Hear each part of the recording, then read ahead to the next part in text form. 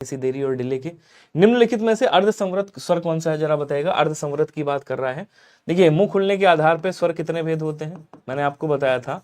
मुंह खुलने के आधार पे, मुंह खुलने के आधार पर स्वर का वर्गीकरण किया जाता है। स्वर का वर्गीकरण होता है, ध्यान रखिएगा, वर्गीकरण होता है 4 प्रकार से। पहला कौन सा, बोलो सर, पहला होता है जिसको हम क्या बोलते हैं, एक बार आंसर बताओ आप सभी लोग, इसमें कौन सा आंसर होगा, जल्दी जल्दी कमेंट करिएगा सभी के सभी, इसमें कौन सा आंसर होगा एक बार बताइएगा, जल्दी से कमेंट करेंगे सभी लोग। देखिए, पहला होता है आपका समृत स्वर, सॉरी, पहला होता है आपका विवृत स्वर, विवृत स्वर होता है। दूसरा कौन सा होता है आपका, दूसरा होता है आपका अर्धविवृत, अर्धविवृत स्वर। तीसरा कौन सा होता है, तीसरा होता है आपका समृत स्वर। और चौथा कौन सा होता है आपका, चौथा होता है आपका अर्ध समृत, अर्ध क्या बोलेंगे, अर्ध समृत स्वर, ठीक है, अर्ध समृत स्वर। अब देखिए समझिएगा ध्यान से, अगर मैं बात करूं विवृत स्वर की, तो विवृत स्वर में कौन सा आएगा, दीर्घ आ जाएगा। जैसे ही आपने बोला दीर्घ आ, ये किस में आ गया, विवृत स्वर में। अर्धविवृत में लघु आ आएगा, और साथ में जो बड़े वाले संयुक्त स्वर हैं आपके ए और औ, वो किधर आ जाएंगे, बोले सर वो यहां पे आ जाएंगे। उसके बाद आपका अर्धसंवृत बचा, तो अर्धसंवृत में जो छोटे वाले संयुक्त स्वर हैं, जैसे आपने कहा ए हो गया और ओ हो गया, ये इसमें आ गया। बाकी जितने भी स्वर बचे हुए हैं आपके, ई हो गया, आई हो गया, ऊ हो गया, औ हो गया, वो किधर आ जाएंगे, बोलो सर वो इधर आ जाएंगे। अर्धसंवृत की बात कर रहा है, किसकी बात कर रहा है, अर्धसंवृत की बात कर रहा है, तो अर्धसंवृत में ए और ओ आ जाएंगे। मतलब आंसर आपका कौन सा हो जाएगा, ये वाला राइट होगा, ऑप्शन नंबर ए कर दीजिएगा। क्या सभी का ए आया है, एक बार बताओ जरा। Very good. अगला कह रहा कवि वचन सुधा के संपादक कौन है, कोई बताएगा। कवि वचन सुधा, ये आपकी 15 अगस्त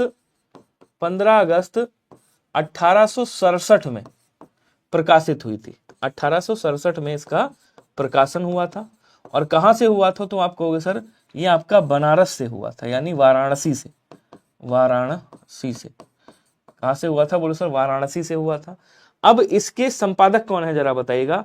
इसके संपादक वही हैं जिन्होंने क्या बोलते हैं आपका हरिश्चंद्र मैगजीन लिखी थी, मतलब हरिश्चंद्र मैगजीन का संपादन किया था इन्होंने। हरिश्चंद्र मैगजीन का संपादन किया था इन्होंने, कब, 1873 में। और इन्होंने ही एक क्या बोलते हैं आपका बाला बोधिनी करके है, बाला बोधिनी, तो बाला बोधिनी की का भी जो है इन्होंने संपादन किया था, बोधिनी। ये 1874 में किया था, 1874 में, 1874 में, ध्यान रखिएगा, ठीक है। ये कौन है, बाबू गुलाब राय हैं, राजा शिव प्रसाद सितारे हिंद हैं, भारतेंदु हैं, या बाल मुकुंद गुप्त हैं, या गुलाब राय हैं, इनमें से कोई नहीं, बताइएगा। देखिए, बाल मुकुंद जी की कुछ गुप्त पत्रिकाएं चलती थी, जैसे इन्होंने चलाया था, मतलब आजादी के टाइम पे एक भारत मित्र करके, ये गुप्त पत्रिकाएं थी इनकी, भारत मित्र, गुप्त पत्रिकाएं थी, याद रखिएगा, गुप्त पत्रिकाएं थी। इसमें सब स्वतंत्रता सेनानी वाला मामला बहता था। इनकी एक और इनका वो था हिंदुस्तान गुप्त पत्रिका, ये भी थी, ये भी इन्हीं का था, हिंदुस्तान। और उसके बाद आपका भारत प्रताप करके इनका पत्र था, भारत प्रताप, ये सब इनकी गुप्त पत्रिकाएं थी, याद रखिएगा। कवि वचन सुधा 1867 15 अगस्त को प्रकाशन हुआ था, और ये आपका भारतेंदु हरिश्चंद्र जी का है, याद रखिएगा। किसका है, भारतेंदु हरिश्चंद्र जी। कह रहा कि सूफी काव्य का उद्देश्य क्या था, कोई बताएगा। आप साहित्य वाले क्वेश्चन है, ठीक ठाक है, टेंशन मत लीजिएगा। अब देखिए, अगर मैं बात करूं थोड़ा सा भक्ति काल की अगर मैं बात करूं, तो भक्ति काल 2 भागों में बटा था। एक था आपका सगुण काव्य धारा, ठीक है। और एक आपका कौन सा था, एक था आपका निर्गुण काव्य धारा।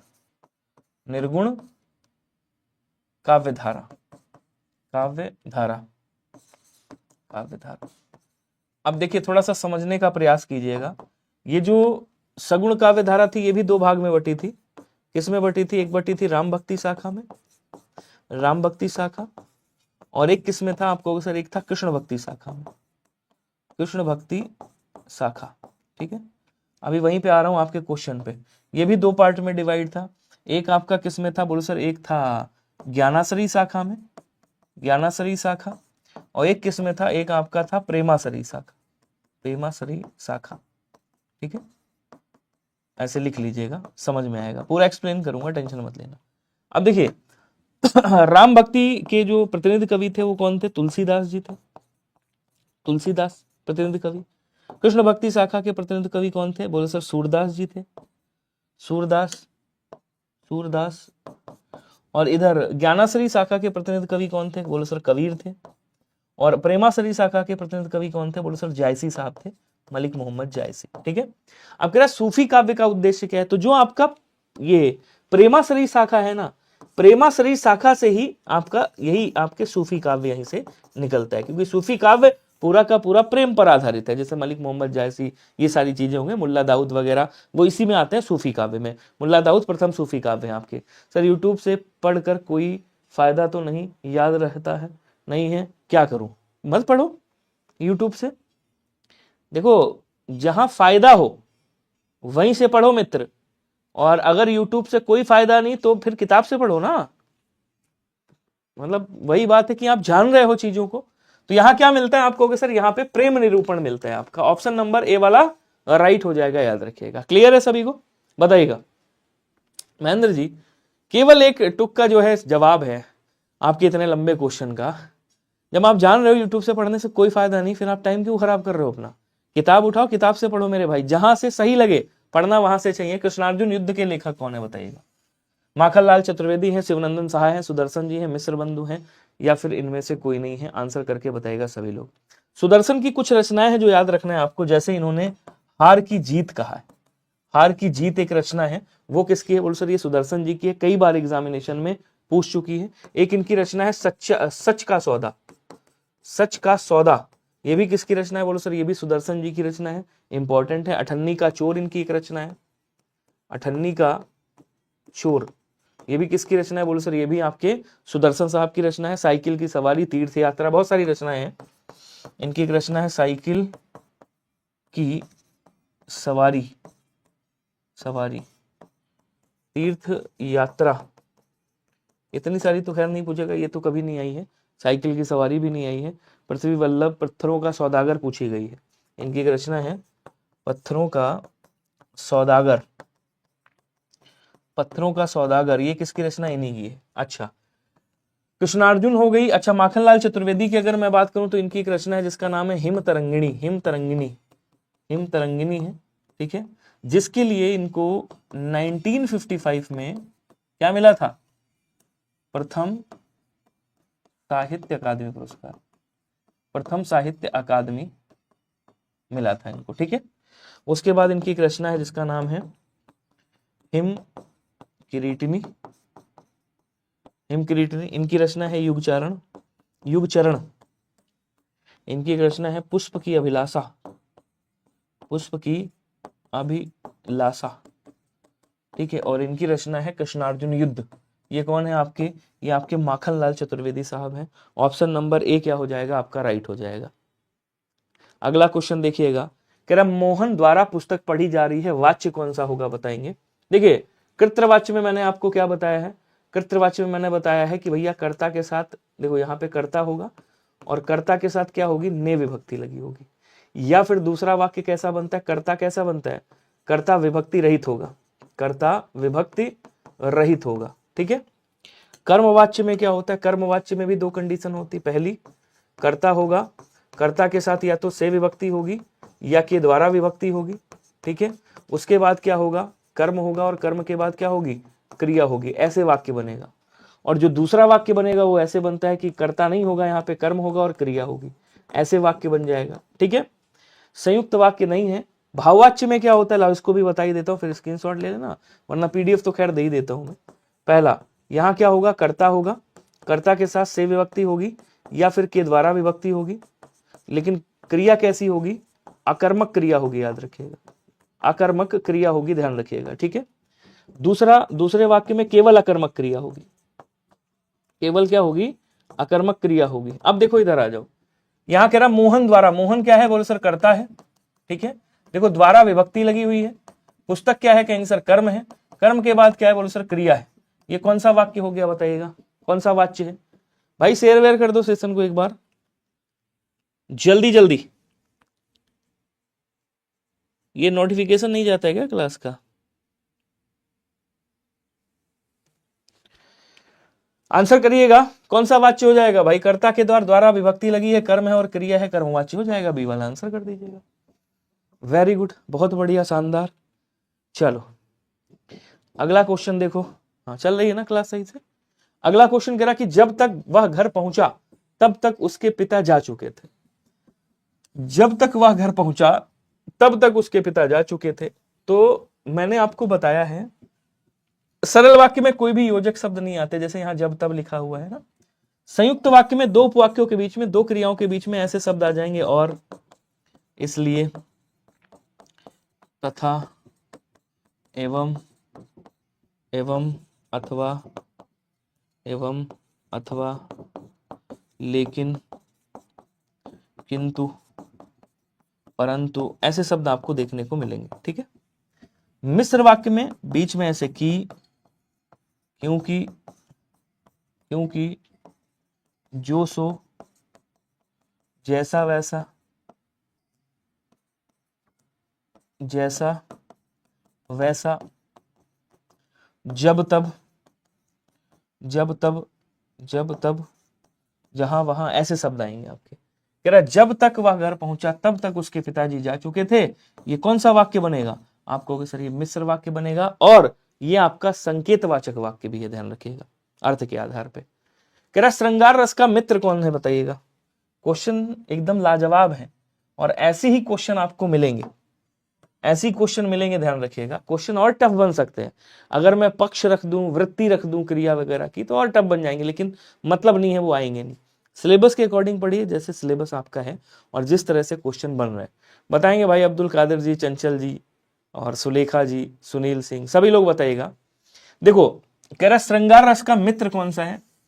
करुण रस का स्थायी भाव क्या होता है? रति होता है, प्रेम होता है, रति या प्रेम होता है। सॉरी, इसका करुण रस का शोक होता है। ठीक है। रौद्र रस का क्रोध होता है।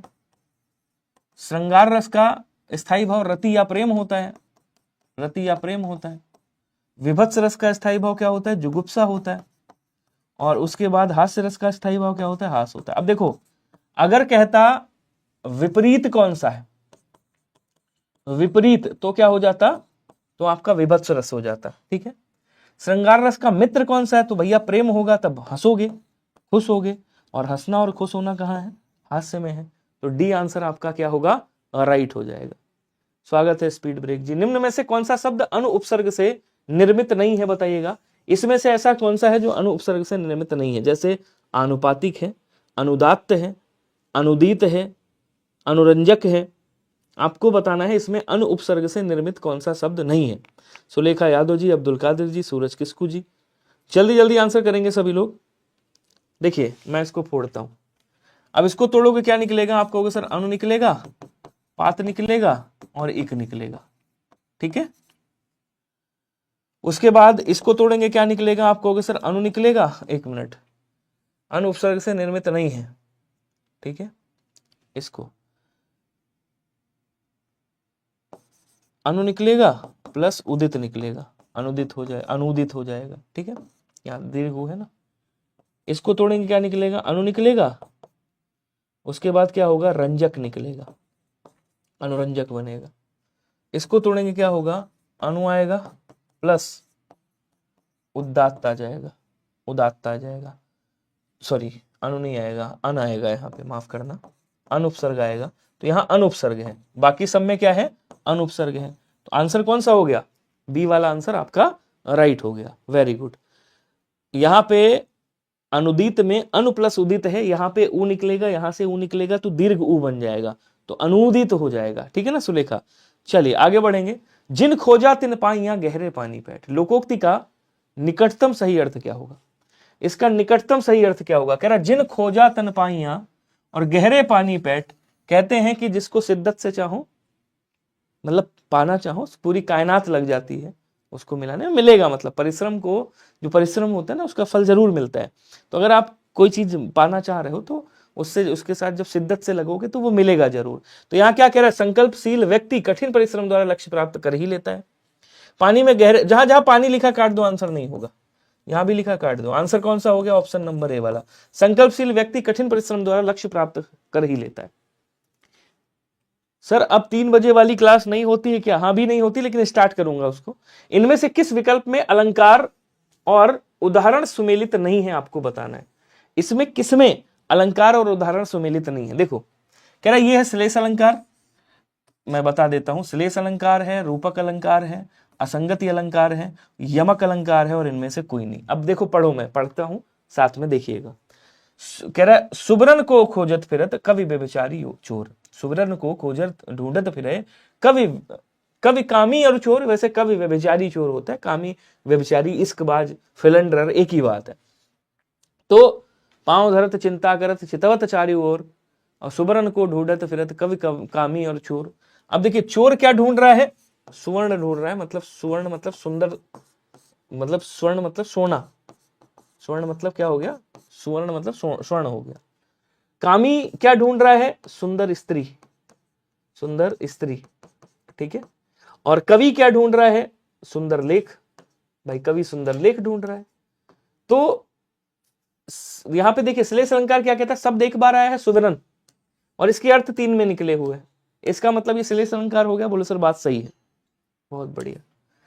उदित उदयगिरि मंच पर रघुवर बाल पतंग, बाल को क्या बताया जा रहा है? पतंग बताया जा रहा है, मतलब रघुवर को बाल बताया जा रहा है, रघुवर बाल पतंग। उदित उदयगिरि मंच पर, उदित को, उदित उदयगिरि मंच पर, गिरि को मंच बता रहा है, और रघुवर को बाल पतंग बता रहा है। तो जहां उपमेय को उपमान बता दिया जाए वहां रूपक अलंकार होता है।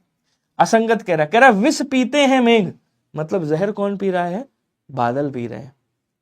विरहिणी प्राण निकलते, मतलब जो विरहिणी है, जो किसी के विरह में जल रही है, उसके प्राण निकल रहे। कहने का मतलब ये हो गया कि विष पीते हैं मेघ, मतलब बारिश हो रही है, ठीक है, बारिश मतलब बारिश अच्छी हो रही है, मौसम अच्छा है, और कोई विरहिणी है जो अपने प्रियतम को याद कर रही है, उसके प्राण निकल रहे। तो विष कौन पी रहा है? बादल, और प्राण किसके निकल रहे हैं? विरहिणी के। तो काम कहां हो रहा है? यहां, और मतलब कारण कहां है? यहां। काम कहां हो रहा है? यहां, मतलब कारण कहीं और हो, काम कहीं और हो, उसे संगति अलंकार कहते हैं। बोलो सर सही है।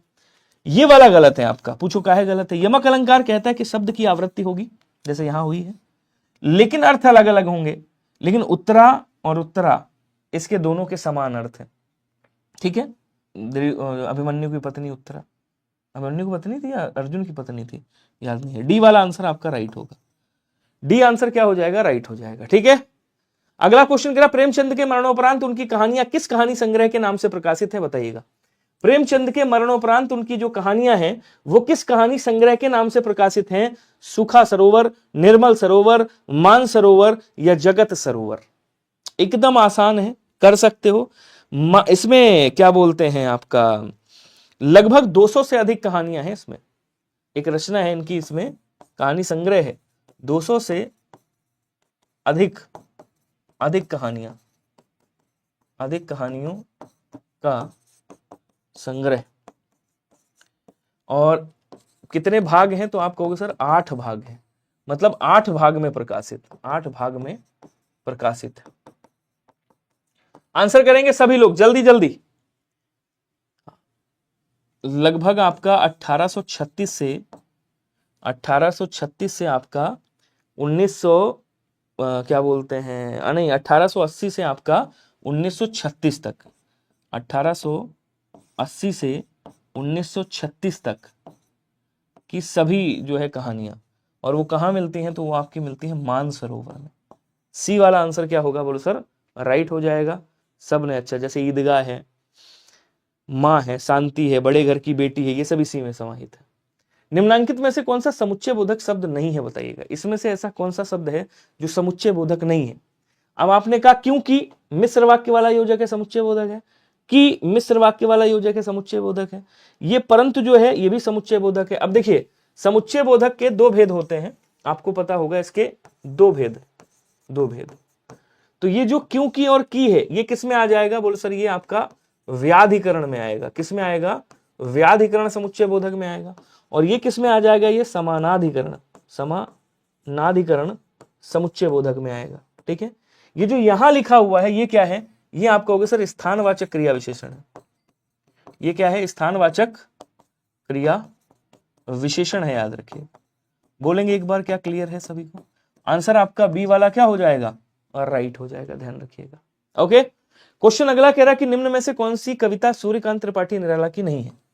इसमें से ऐसी कौन सी कविता है जो सूर्यकांत त्रिपाठी निराला की नहीं है। राम की शक्ति पूजा, सरोज स्मृति, बादल राग, या इनमें से कोई नहीं, आध खिला फूल।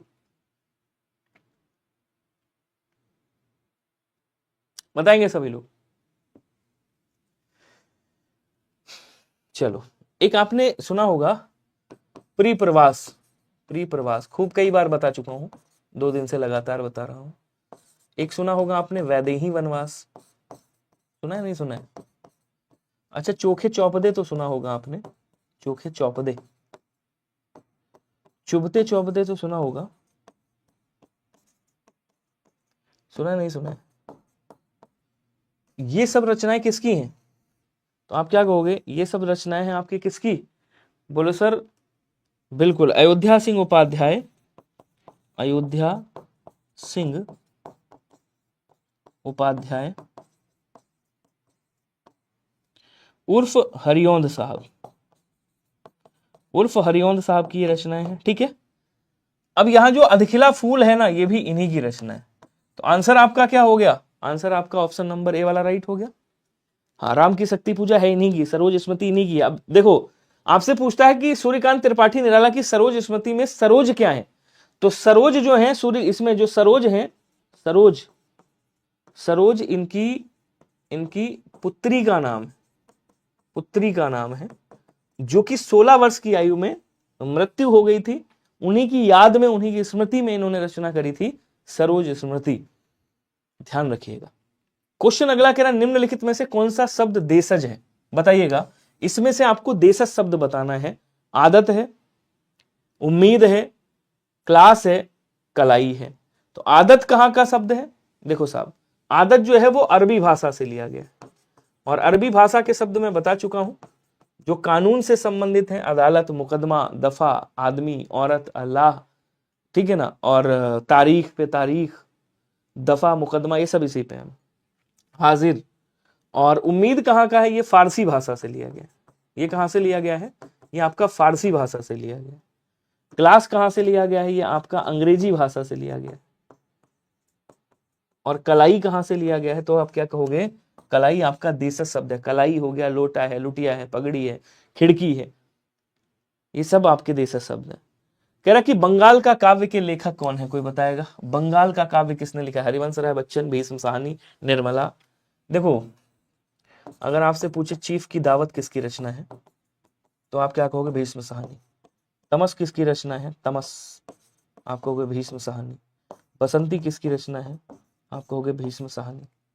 ठीक है, बंगाल का काव्य किसकी रचना है, बताइए। सभी लोग आंसर करो जल्दी जल्दी, अच्छे अच्छे क्वेश्चन है, वेरी गुड। क्या कह रहा है? बंगाल का काव्य किसने लिखा? हरिवंश राय बच्चन ने। हरिवंश राय बच्चन, इनको हाला कवि कहा जाता है। ध्यान रखिएगा, इनकी बहुत सारी रचनाएं हैं, जैसे मधुशाला, मधुबाला,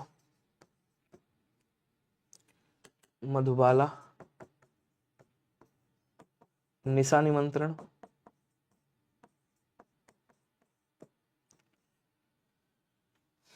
मधुकलश,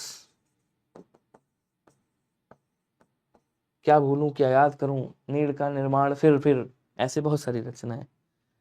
निम्न में से कौन सा शब्द योगरूढ़ है, कोई बताएगा मुझे? इसमें से योगरूढ़ शब्द कौन सा है? अहिंसा है, पाशविक है, मुख्यमंत्री है, चक्षु, चक्षुशर्वा। देखो, इसको तोड़ोगे क्या निकलेगा? आ प्लस हिंसा निकलेगा।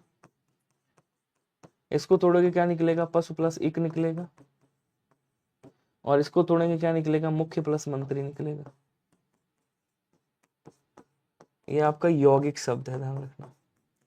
2 अलग अलग शब्दों से बने और दोनों के अर्थ होने चाहिए, यौगिक शब्द हो गया।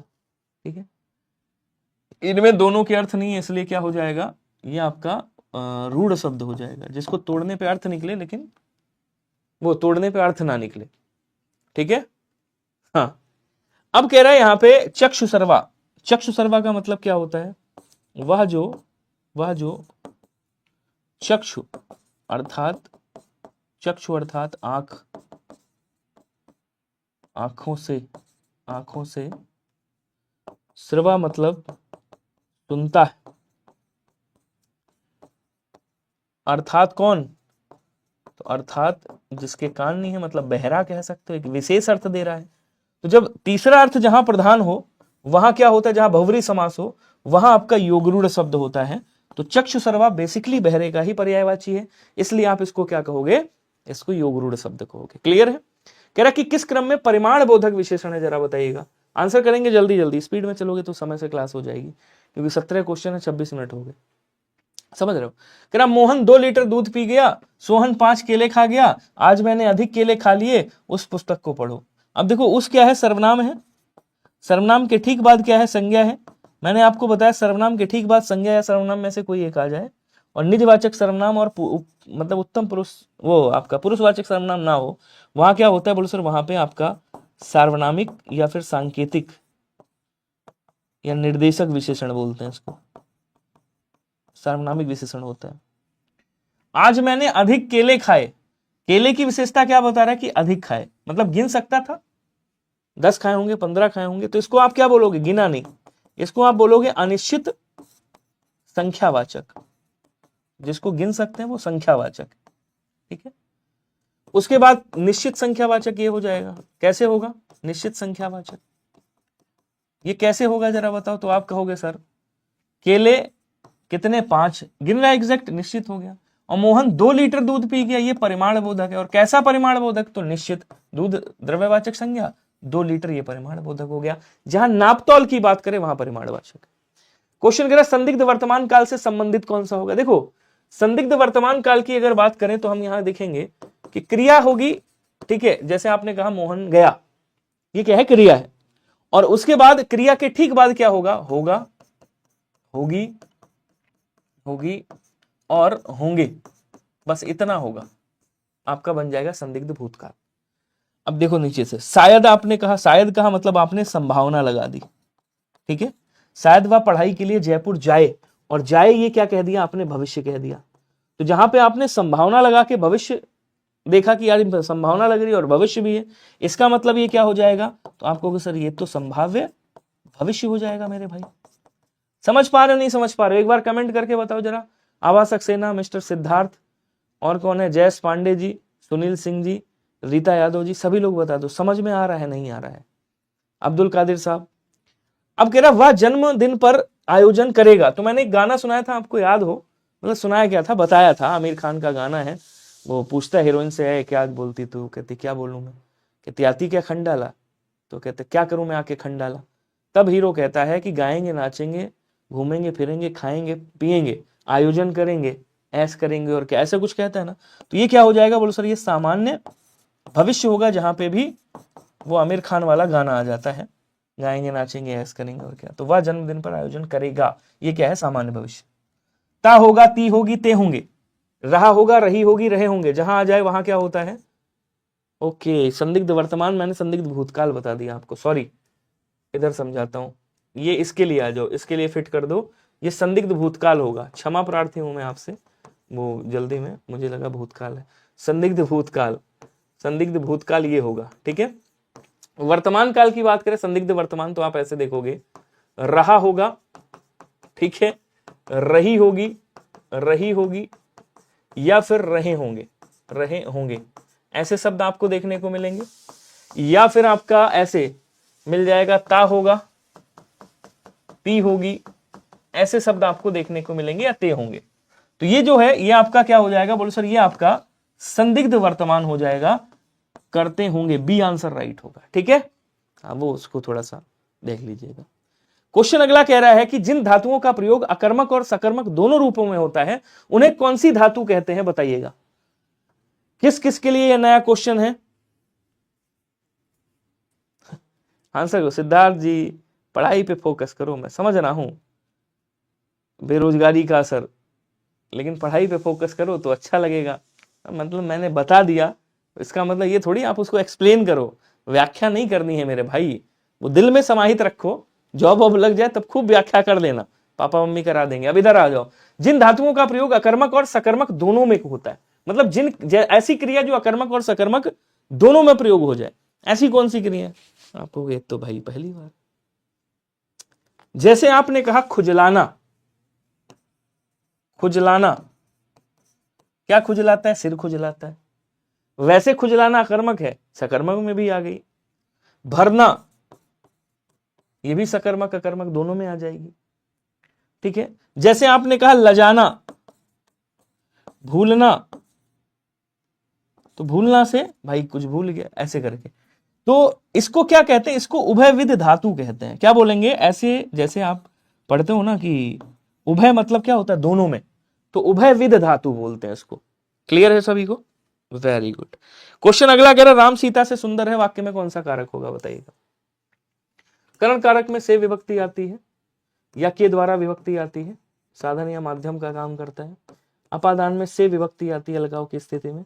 संप्रदान में के लिए विभक्ति होती है, और देने के अर्थ में क्रिया है तो को विभक्ति भी होती है। संबंध की, काके की, रारेरी, नानेनी, बहुत सारी होती हैं। यूपी डबल सी 2016 वाला सवाल, एजीटीए की वो आ गई आज, डेट वेट आ गई है, 2 डेट आई है आज, एजीटीए की और एक और आई है। अब कह रहे हैं राम सीता से सुंदर है। देखो राम और सीता में कंपेयर हो रहा है, तुलना हो रही है दो में, और से सुंदर बता रहा है। तो जब दो में तुलना हो रही हो, एक की विशेषता बताई जाए, अच्छा या बुरा बताया जाए, दो में तुलना हो रही है, तो वहां अपादान कारक होता है। निकलने के अर्थ में क्रिया है तो अपादान कारक, लजाने के अर्थ में क्रिया है तो अपादान कारक, डरने के अर्थ में क्रिया है तो अपादान कारक, सीखने के अर्थ में क्रिया है तो अपादान कारक।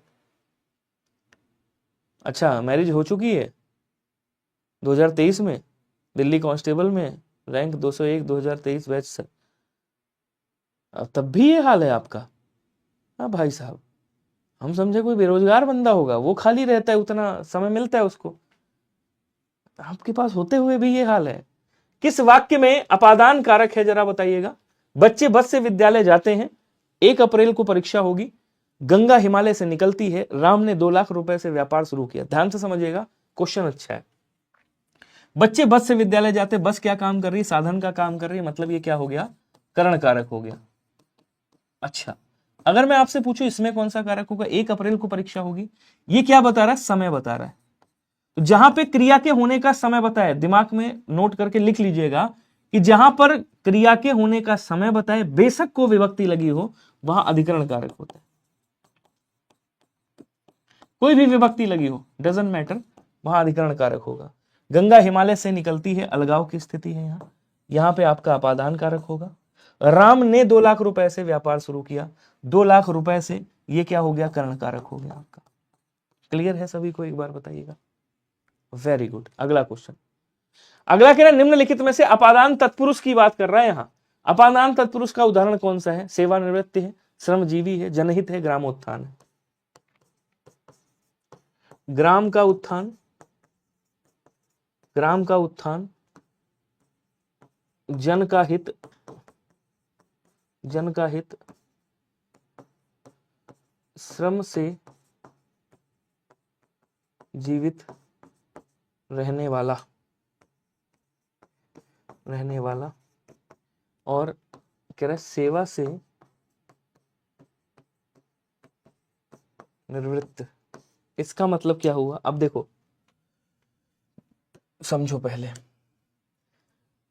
यहां क्या होगा? बोलो सर, यहां पे आपका संबंध तत्पुरुष होगा। क्यों? जनहित और ग्रामोत्थान, का विभक्ति, का विभक्ति।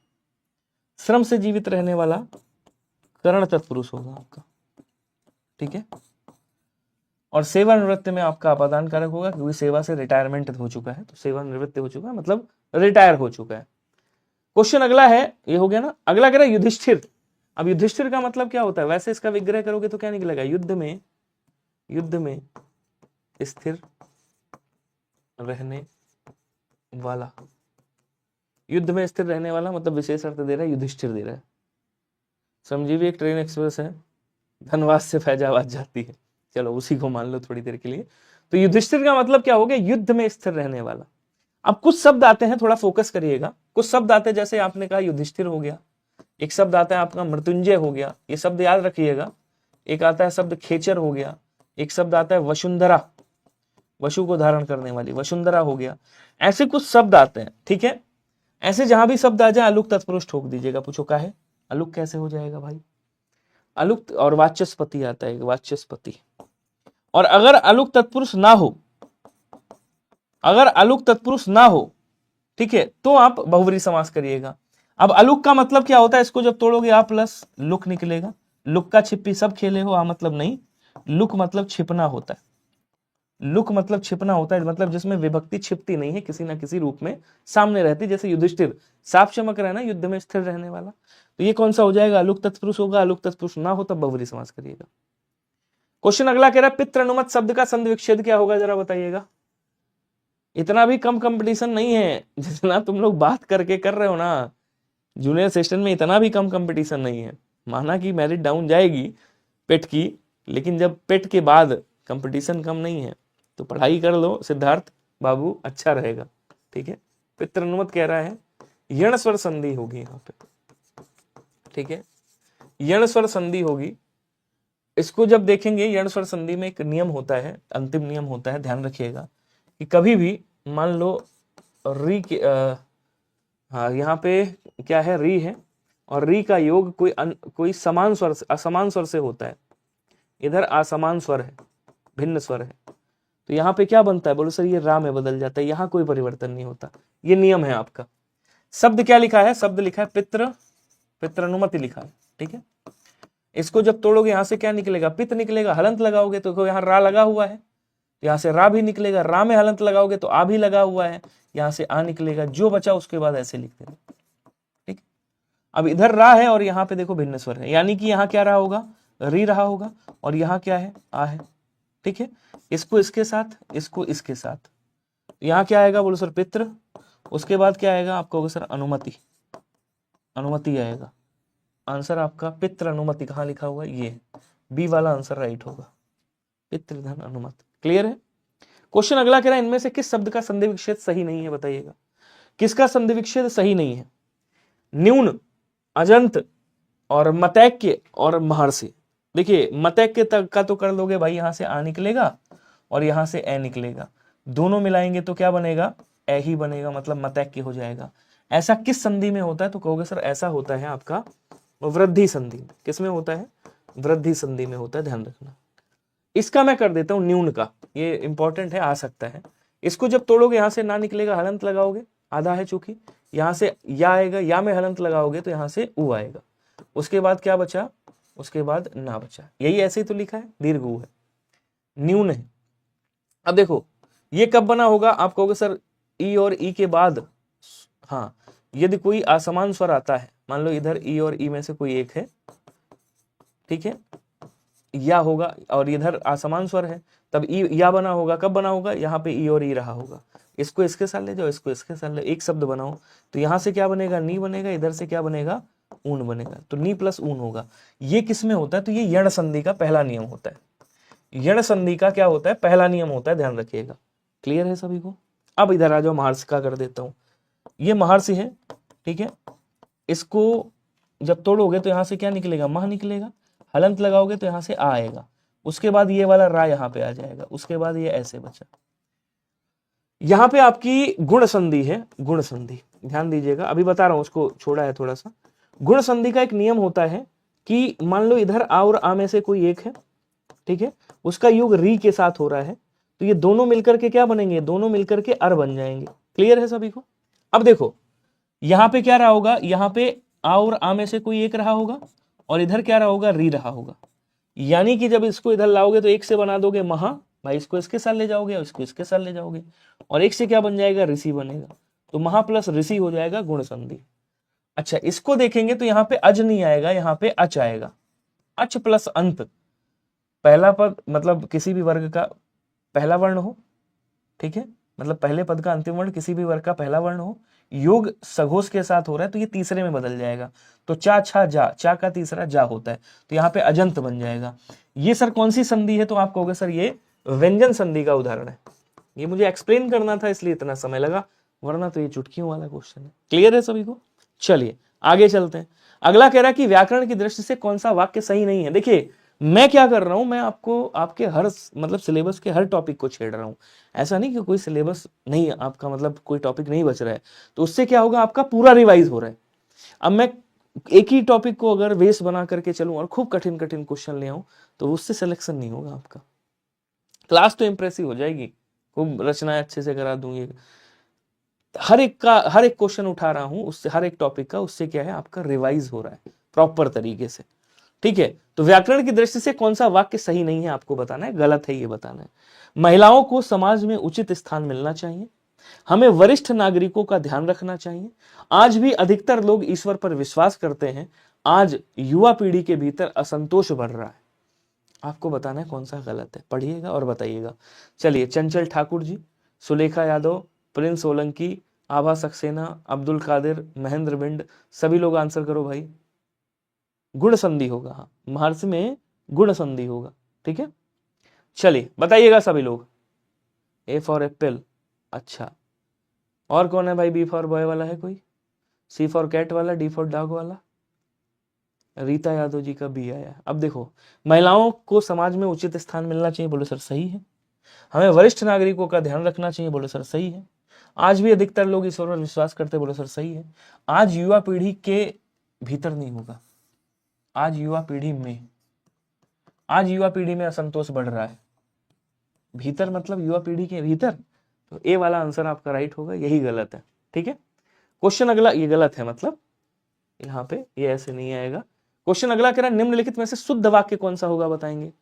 आप यहां बैठो, मैंने यह कहानी पढ़ी है, वह वाराणसी से वापस लौट आया, वह अनेक काम करता है, यह तो मेरा पुस्तक है। किसकी बात कर रहा है? नीचे दिए गए विकल्पों में से सर्वाधिक उपयुक्त उत्तर चुनिए। समझिएगा, मैंने आपको बताया है, अगर मान लीजिए यहां पे आप कहा आपने, ये आप कैसा है, आदरणीय शब्द है, और यहां पे आपने आप कह के यहां पे ऑर्डर दे रहे हो, मतलब आप यहां बैठो नहीं, आप यहां बैठिए। क्या बोलेंगे? आप यहां बैठिए, ऐसे कहेंगे, ठीक है। अगर ऐसे नहीं मान लो बोलना है, तो आप यहां पे तुम कहो, तुम यहां बैठो, तो ये सही हो जाएगा भाई। बराबर का आदेश दे सकते हो, ये सही हो जाएगा। तो ये गड़बड़ है आपका, ठीक है। या तो यहां सही करो या फिर यहां सही करो। मैंने यह कहानी पढ़ी है, वाक्य सही है, कोई दिक्कत नहीं। मैंने आपको बताया कि वापस और लौटना एक साथ नहीं होता, कभी नहीं आता। वापस और लौटना एक साथ कभी नहीं आता। तो मैंने वह वाराणसी से वापस लौटा नहीं, वह वाराणसी से लौट आया। वह अनेक काम करता है, यह भी सही है। यह मेरी पुस्तक है, यहां मेरी होगा, इसका मतलब ये भी गलत हो गया। तो ए और ई गलत है और सी भी गलत है। शुद्ध वाक्य पूछ रहा है। बी और डी कहां पे है? देखो, बी और डी, केवल बी और D. Answer C is right. Clear है सभी को? अगला क्वेश्चन, डी फॉर डॉग नहीं होगा भाई, केवल ए और सी। ए तो गलत है। निम्नलिखित में से कौन सा अशुद्ध शब्द है बताइएगा। पुण्य है, प्रांगण है, प्रतिकूल है, निवृत्ति है और परिणित है। कौन सा गलत है? परिणति है। अब देखो, एक होता है परिणति और एक होता है परिणत। तो परिणत अगर लिखना है तो कैसे लिखेंगे? परिणत, ऐसे लिखेंगे। परिणत का मतलब होता है झुकाव की स्थिति, और एक होता है परिणीति। तो परिणीति अगर लिखना है, परिणीति होता है वो, इसका मतलब होता है जो विवाहित हो, तो वो अलग हो गया आपका, ठीक है। तो यहां पे परिणत कर दीजिएगा, झुकाव की स्थिति। निर्वृत्ति भी आपका गलत है। निर्वृत्ति कैसे लिखते हैं? तो बोलो सर ऐसे लिखते हैं। अच्छा, प्रतिकूल भी गलत है, यहां पे देखो गलत है। प्रतिकूल कैसे लिखते हैं? तो बोलो सर प्रतिकूल ऐसे लिखते हैं। आसान आसान है ये तो। पुण्य सही है, प्रांगण सही है, और आपका बस दो ही तो सही है, बाकी तीनों गलत है। तो प्रतिकूल अशुद्ध पूछ रहा है, ओके, यहां पे अशुद्ध पूछा है इसने। तो अशुद्ध सी है, डी है और ई है। C D E, C D E, C is right answer. मैं कहूं शुद्ध पूछ रहा है क्या? अशुद्ध पूछा है। खैर, निम्नलिखित शब्दों की शुद्धता पर विचार कीजिए और बताइए आंसर कौन सा होगा। चर्मोत्कर्ष है, संग्रहित है, पुनर्जन्म है, उच्छ्वास है, अनुग्रहित है। इसमें से किस विकल्प में सभी शब्द शुद्ध हैं? अब देखो यहां शुद्ध पूछा है, आ जाओ। ये देखो दो शब्द से मिलकर के बना है, चरम प्लस उत्कर्ष, ठीक है। तो इसको जब जोड़ोगे, यहां से आ निकलेगा, यहां से ऊ निकलेगा, तो यहां क्या बनेगा? ये ऐसे बनेगा, चरमो उत्कर्ष, ऐसे आ जाएगा, ठीक है। इसका मतलब यहां पे ये गलत है। संग्रहित सही लिखा हुआ है, और पुनर्जन्म, पुनः धन जन्म, ये भी सही लिखा हुआ है। उच्छ्वास गलत लिखा हुआ है, यहां पे ऐसे हलंत लगना चाहिए था। उतधन श्वास होता है ना, यहाँ हलंत होना चाहिए था, जो कि नहीं है, तो यहाँ पे ये गलत है। ठीक है, अनुग्रहित भी गलत लिखा हुआ है, अनुग्रहित ऐसे लिखते हैं, अनुग्रहित। ठीक है, तो आपसे पूछ रहा है कि शुद्धता तब पर विचार करना है, तो एक तो ये सही है, एक ये सही है, मतलब बा और सा सही है, बा और सा। यहां भी सी वाला ही आंसर होगा यार, सी वाला आंसर हो जाएगा। क्लियर है? हाँ, अगला क्वेश्चन कह रहा है शासकीय पत्र की क्या विशेषताएं हैं, सॉरी, शासकीय पत्र की विशेषताएं क्या है बताइएगा, जल्दी जल्दी आंसर करो। सरकारी पत्र को वैधानिक प्रमाण के रूप में प्रस्तुत किया जाता है, किया जा सकता है, बिल्कुल सही। अब पहले पढ़ देता हूं फिर सही करता हूं। ऐसे पत्र अन्य पुरुष शैली में लिखे जाते हैं। ऐसे पत्रों में व्यक्तिगत परिचय का अभाव होता है तथा वे पूर्ण रूप से औपचारिक होते हैं। इस पत्र के पत्रों की भाषा मित्रतापूर्ण होती है। भाई शासकीय पत्र है, सरकारी पत्र है, सरकारी पत्र को वैधानिक प्रमाण के रूप में मतलब प्रस्तुत किया जा सकता है, बिल्कुल। वैधानिक बोले तो कानूनी तौर पे।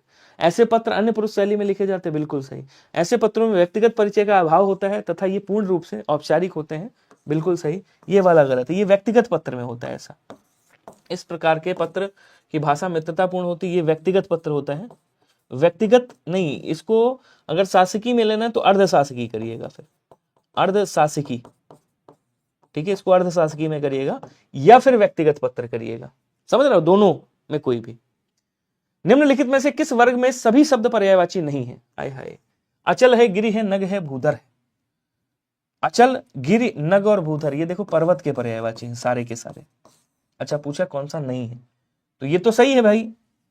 अच्छा, सरिता, तटनी, तरंगिणी, सलिला, ये नदी का पर्यायवाची है, ये भी सही है। फिर कृपाण, अस, करवाल, चंद्रहास, ये तलवार के पर्यायवाची है, ये भी सही है।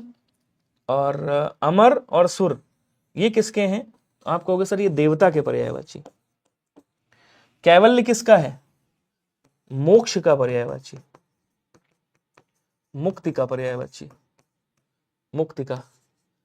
छुटकारा भी आप बोल सकते हो, त्राण बोल सकते हो, परित्राण कह सकते हो। ठीक है, इसका मतलब यही गड़बड़ है, बी वाला आंसर आपका राइट हो जाएगा। बोलो जुबा केसरी। अगला क्वेश्चन, ये क्वेश्चन उस क्लास में आया था। अच्छा, कौन से लक्ष्मी के पर्यायवाची शब्द नहीं है बताइएगा भैया। लक्ष्मी को क्या कहा जाता है? लक्ष्मी को रमा कहा जाता है, इनको सिंधुजा कहा जाता है, सिंधु की पुत्री है ये। इनको कमलासना कहा जाता है, विभूति कहा जाता है, इनको हरिप्रिया कहा जाता है, विष्णु प्रिया बोलते हैं, विष्णु प्रिया कहा जाता है। ठीक है, इंदिरा भी आप कह सकते हो, इंदिरा भी कहा जाता है, इंदिरा भी कहा जाता है, हरिप्रिया कहा जाता है, भार्गवी भी कहा जाता है। एक वागीश और एक महाश्वेता, ये दोनों किसके पर्यायवाची हैं? ये दोनों सरस्वती जी के पर्यायवाची हैं, भारती जी के पर्यायवाची हैं, शारदा के पर्यायवाची। वागीश्वरी बोला जाता है इनको, ब्राह्मी कहा जाता है, ध्यान रखिएगा, ब्राह्मी। इला भी बोल सकते हैं आप, गिरा भी बोल सकते हैं आप, महाश्वेता हो गया। वीणा पाणी कहते हैं, वीणा पाणी। हंसवाहिनी कहा जाता है, विद्यादायिनी कहा जाता है। तो यहाँ पे बी और डी आंसर नहीं होगा, बाकी सारे ही होंगे। आंसर आपका कौन सा है? बोलो सर ए वाला है। सॉरी, माफ करना, गड़बड़ हो जाता है अभी।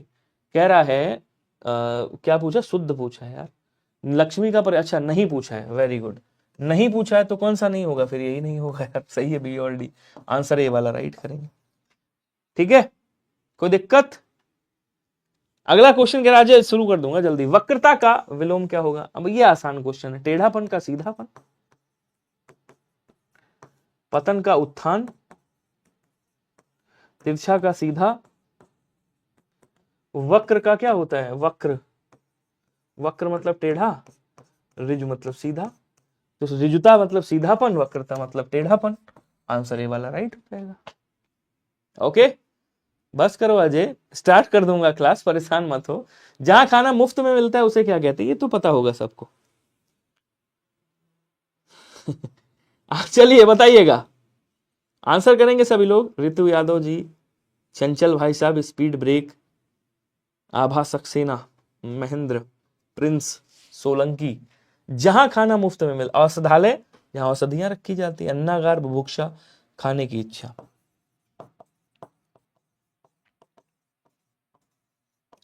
बुभुक्षा, सदाव्रत, सदाव्रत, सदाव्रत बोलते हैं जहां खाना मुफ्त में मिलता है, उसे सदाव्रत कहते हैं। क्वेश्चन है किस विकल्प में सभी शब्द तत्सम है, बताइएगा। बाघ का तत्सम क्या होता है, बोलो सर व्याघ्र होता है। ठीक है। वानर का तत्सम तद्भव क्या होता है, बोलो सर बंदर होता है। ये तत्सम है आपका। काक का तद्भव क्या होता है, बोलो सर कौवा होता है। इसका मतलब ये तत्सम है आपका। कोकिल का, नहीं इधर नहीं उधर, कोकिल को क्या बोलते हैं, कोयल बोलते हैं। इसका मतलब ये तत्सम है आपका। मयूर को मोर बोलते हैं, इसका मतलब ये तद्भव है आपका। सभी शब्द तत्सम है। बी वाला आंसर, मयूर तत्सम शब्द है। उंगली का अंगुली, उंगली तत्सम शब्द है आपका, अंगुली। नेत्र तत्सम है, मुंह जो है तद्भव है, मुख हो जाएगा इसका तत्सम। ठीक है। जल तत्सम है, हवा तत्सम नहीं है। अग्नि तत्सम है, आग हो जाएगा। आंसर कर दीजिएगा ऑप्शन नंबर बी वाला। बोलो जुबा केसरी। क्वेश्चन कह रहा है कि कौन सी एक भाषा है इसमें से कौन सी एक भाषा। अच्छा चलो ये होमवर्क देता हूं, आंसर करके बताइएगा। ये होमवर्क है आपके लिए। अब ये मत कहना सर बच्चों की तरह होमवर्क दे रहे हैं क्या, नहीं। इसमें कौन सी एक भाषा, अगर भाषा नहीं है तो ऑप्शन नंबर ई का सिलेक्शन करिएगा। अगर आपको लगता है इसमें से कोई भाषा है तो कमेंट बॉक्स में मुझे बाद में आंसर करिएगा, होमवर्क में आंसर दीजिएगा। क्वेश्चन नंबर 36 का आंसर क्या होगा, कल मैं आपका नाम बोलूंगा, कमेंट बॉक्स में पढ़ूंगा किसने किसने आंसर सही दिया है। ठीक है। और बड़ा इजी आसान क्वेश्चन है, कौन सी एक भाषा नहीं है, सॉरी कौन सी एक भाषा है इसमें।